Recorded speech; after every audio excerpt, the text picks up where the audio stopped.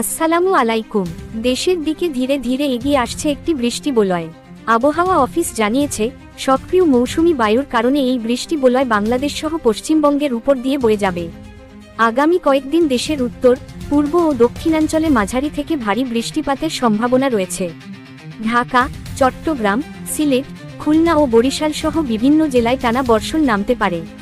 পশ্চিমবঙ্গের কলকাতা, দার্জিলিং, উত্তরবঙ্গের জেলাগুলোতেও এই বৃষ্টি প্রভাব ফেলবে।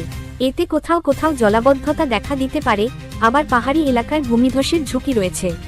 তবে আবহাওয়াবিদরা জানাচ্ছেন, এই বৃষ্টিপাত মৌসুমের শেষ দিকের বৃষ্টি। এরপর ধীরে ধীরে মৌসুমি বায়ু দুর্বল হয়ে পড়বে এবং শীতকাল নামার প্রস্তুতি নেবে। উত্তরাঞ্চলে এরই মধ্যে রাতের তাপমাত্রা কিছুটা কমতে শুরু করেছে। এই বৃষ্টি শেষ হলে তাপমাত্রা দ্রুত নেমে যাবে এবং অক্টোবরের শেষ ভাগ থেকে দেশের বিভিন্ন অঞ্চলে শীতের প্রভাব পড়তে শুরু করবে। কৃষিক্ষেত্রে এই বৃষ্টি একদিকে ফসলের জন্য উপকারী হলেও অতিরিক্ত বৃষ্টিতে কিছু জমিতে ক্ষতির আশঙ্কা রয়েছে। তবে বৃষ্টির পর যখন ঠান্ডা হাওয়া বইতে শুরু করবে, তখন শীতকালীন ফসলের জন্য পরিবেশ অনুকূল হবে বলে বিশেষজ্ঞরা মনে করছেন। তীব্র গরম থেকে স্বস্তি এনে এই বৃষ্টির পর দেশের আকাশে বইতে শুরু করবে শীতের হাওয়া। আবহাওয়াবিদদের পূর্বাভাস, এ বছরের শীত স্বাভাবিকের চেয়ে কিছুটা আগেই শুরু হতে পারে। সর্বশেষ আবহাওয়ার খবর পেতে আমাদের সাথে থাকুন। আর ভিডিওটি ভালো লাগলে চ্যানেলটি সাবস্ক্রাইব করতে ভুলবেন না।